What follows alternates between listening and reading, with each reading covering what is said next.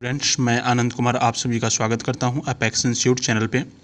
अगर आप पहली बार इस चैनल को देख रहे हैं तो सबसे पहले आप इस वीडियो को पूरा देखें स्टूडेंट्स।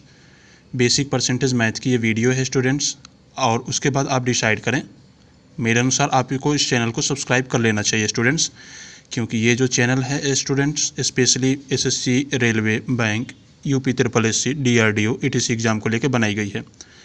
बेसिक परसेंटेज मैथ है स्टूडेंट्स, इसमें टोटल 20 वीडियोज़ आएंगे और आपको करना क्या है कि सबसे पहले उस 20 वीडियोस को देख के अच्छे से नोट्स बनाना है, अच्छे से पढ़ लेना है, रिवीजन कर लेना है।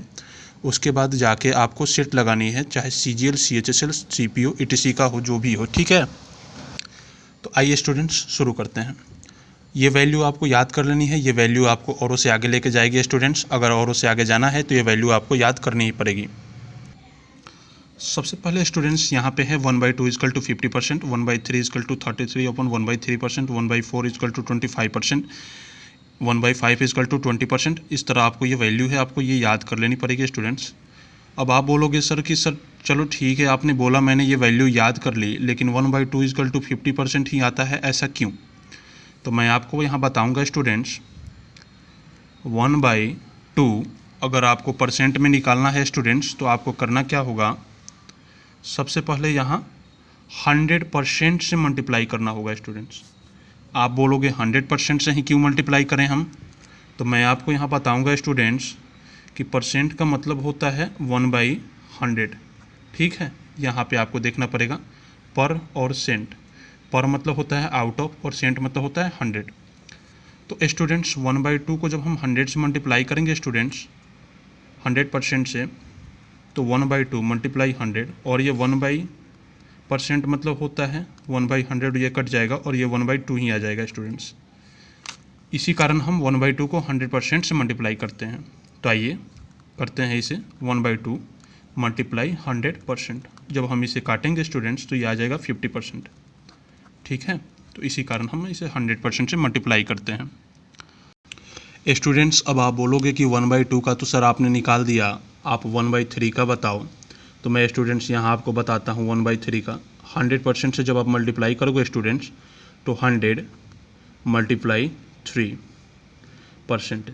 जब आप इसे तोड़ोगे स्टूडेंट्स तो 33/1/3% आप इसे लिख सकते हो, यह आपका हो जाएगा, ठीक है स्टूडेंट्स। अब आप बोलोगे कि सर 1/4 का भी आप बता दो, तो मैं आपको यहाँ बता देता हूँ 1/4 का।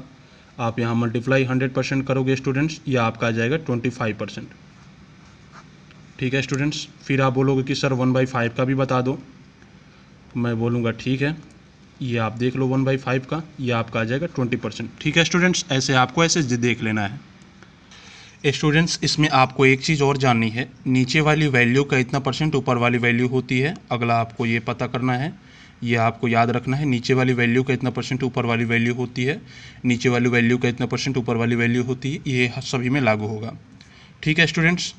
आप बोलोगे कि ठीक है सर, आपने बोला और हमने याद कर लिया कि नीचे वाली वैल्यू का इतना परसेंट ऊपर वाली वैल्यू होती है, लेकिन आप इसे प्रूफ करो। मैं बोलूँगा ठीक है, आइए इसे प्रूफ करते हैं स्टूडेंट्स। नीचे वाली वैल्यू का 20%, जब मैं इसे ऐसे ऐसे लिखूँगा परसेंट को, तो ये आपका कट जाएगा और यहाँ आ जाएगा 1, अर्थात नीचे वाली वैल्यू का इतना परसेंट ऊपर वाली वैल्यू होती है। फिर बोलोगे स्टूडेंट्स आप कि सर कुछ और बताओ आप, तो मैं आपको चलो 3/8 का ही बता देता हूँ। नीचे वाली वैल्यू का इतना परसेंट जब आप इसे लिखोगे तो यहाँ हो जाएगा 75 और ये 200। जब आप इसे काटोगे तो 3 और ये 8, 25 बार में ये कटेगा, 25 3 75, 25 8 200, ये 8 से 8 कट जाएगा और ये हो जाएगा 3। मतलब स्टूडेंट्स कि नीचे वाली वैल्यू का इतना परसेंट ऊपर वाली वैल्यू होती है। आप बोलोगे सर कि कुछ और बता दो, मैं बोलूँगा चलो ठीक है, 1/4 वाले को ले लेते हैं। जब नीचे वाली वैल्यू का इतना परसेंट हम निकालेंगे स्टूडेंट्स तो ये 100 हो जाएगा और ये 4 से और ये कट जाएगा, ये 1 आ जाएगा। मतलब नीचे वाली वैल्यू का इतना परसेंट ऊपर वाली वैल्यू होती है, ये आपको याद कर लेना है स्टूडेंट्स। आपको याद क्या करना है, आपको याद हो गया होगा, आपको समझ आ गई होगी। अब आगे देखते हैं स्टूडेंट्स। तो स्टूडेंट्स आपको एज ए समझाने के लिए हमने ये लिख रखा है कुछ क्वेश्चन, आइए देखते हैं। मान लो कि आपने किसी वस्तु को 9,000 रुपये में बेच दिया, प्रॉफिट परसेंट स्टूडेंट्स, लाभ परसेंट जो है आपको इतना मिल गया 11/1/9% मिल गया। आपका सीपी क्या है? ठीक है स्टूडेंट्स, अब आप बोलोगे कि परसेंटेज में आपने प्रॉफिट लॉस पढ़ाना स्टार्ट कर दिया। नहीं स्टूडेंट्स, ये आपको एज ए समझाने के लिए लिया गया है।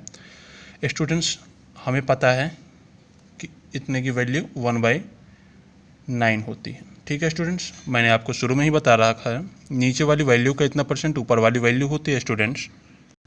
तो आइए स्टूडेंट्स देखते हैं, नीचे वाली वैल्यू का इतना परसेंट ऊपर वाली वैल्यू होती है। मान लो कि आपने किसी वस्तु को 9 रुपये में खरीदा। अब आप बोलोगे कि सर नीचे वाली को ही हम सीपी क्यों माने? तो मैं आपको बताऊंगा कि जब भी आप प्रॉफिट परसेंट या लॉस परसेंट निकालते हो, सीपी को आप नीचे ही रखते हो। ठीक है स्टूडेंट्स, तो इसलिए नीचे वाली वैल्यू को सीपी मानना है।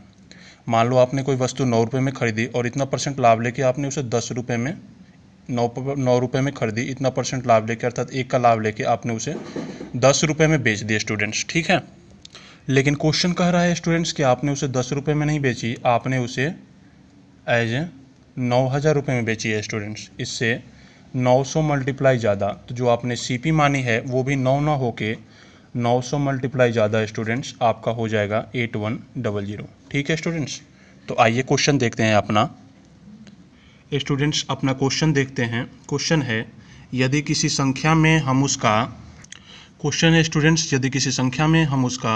14/2/7% घटा देते हैं तो हमें 4800 प्राप्त होता है, वह संख्या क्या है? स्टूडेंट्स, हमें फ्रैक्शन से मतलब है। आप बोलोगे कि मैं उस संख्या को x मान लेता हूँ, x से इतना घटाऊंगा फिर इतना प्राप्त होगा, x की वैल्यू निकाल दूंगा। स्टूडेंट्स, ऐसे आप करोगे तो आपका लेंदी जाएगा, पेपर में इतना टाइम नहीं होता स्टूडेंट्स। सबसे पहले हम करेंगे कि मैं 14/2/7% को स्टूडेंट्स, हमें पता है इसकी वैल्यू कितनी होती है, इसकी वैल्यू होती है 1/7। आपको वैल्यू जरूर याद कर लेनी है स्टूडेंट्स। नीचे वाली वैल्यू का स्टूडेंट्स ओरिजिनल नंबर, ओरिजिनल संख्या मानते हैं। तो मान लो कि यदि कोई संख्या में से हम उसका इतना परसेंट घटा देते हैं, अर्थात मान लो कोई संख्या 7 है, उसमें से हम उसका इतना परसेंट अर्थात कि 1 घटा देते हैं, माइनस कर देते हैं, तो हमें 6 प्राप्त होती है। क्वेश्चन कह रहा है हमें 6 प्राप्त नहीं होती है स्टूडेंट्स, हमें 4800 प्राप्त होती है। इससे 800 मल्टीप्लाई ज़्यादा, तो जो हमने ओरिजिनल वैल्यू मानी है वो 7 ना होके 800 मल्टीप्लाई ज़्यादा 5600 हो जाएगा। ठीक है स्टूडेंट्स, अगला क्वेश्चन देखते हैं स्टूडेंट्स। यदि किसी संख्या के इतने परसेंट में 550 जोड़ दिया जाता है तो हमें वह संख्या स्वयं प्राप्त हो जाती है, वह संख्या क्या है, ये आपको ज्ञात करनी है। ठीक है स्टूडेंट्स, तो आइए इसे सॉल्व करते हैं। इतना परसेंट इक्वल टू 3/8 होता है, आपको पता होगा 3/8 होता है ये। मान लो कि कोई नंबर 8 है, उसमें उसका इतना परसेंट इक्वल टू 3, 37 सही 1/2%, 8 का आप निकालोगे तो 3 होगा। नीचे वाली वैल्यू का इतना परसेंट ऊपर वाली वैल्यू होती है स्टूडेंट्स। तो मान लो कोई संख्या 8 है, उसमें इसका इतना परसेंट इक्वल टू 3 है, तो उसमें अगर हम 5 जोड़ देते हैं तो हमें 8 प्राप्त हो जाती है। लेकिन क्वेश्चन कह रहा है कि आप 5 नहीं जोड़ते, आप 550 जोड़ते हो, 550 जोड़ते हो, इससे 110 मल्टीप्लाई ज़्यादा, तो जो आपने ओरिजिनल वैल्यू वह संख्या मानी है वो भी 8 ना होके 110 मल्टीप्लाई ज़्यादा 880 हो जाएगी। ठीक है स्टूडेंट्स, अगला क्वेश्चन देखते हैं स्टूडेंट्स। अगला क्वेश्चन है स्टूडेंट्स, यदि किसी संख्या के 12 से 1/2% में 6300 जोड़ दिया जाता है तो वह संख्या दोबारा प्राप्त हो जाती है स्टूडेंट्स। ठीक है, तो वह संख्या क्या है ये आपसे पूछा गया है। तो इतना परसेंट की आप जब फ्रैक्शन में वैल्यू आपको पता होगा, आपने याद कर लिया होगा, तो ये 1/8 होती है स्टूडेंट्स। मान लो कोई नंबर 8 है, उसमें इसका इतना परसेंट अर्थात 1 में जब हम 7 जोड़ देते हैं तो हमें 8 प्राप्त हो जाती है। क्वेश्चन कर रहा है आप 7 नहीं जोड़ते हो, आप 6300 जोड़ते हो, इससे 900 मल्टीप्लाई ज़्यादा, तो जो ओरिजिनल वैल्यू है वो आपकी 8 ना होके 900 मल्टीप्लाई ज़्यादा 7200 हो जाएगी। ठीक है स्टूडेंट्स, आगे देखते हैं स्टूडेंट्स।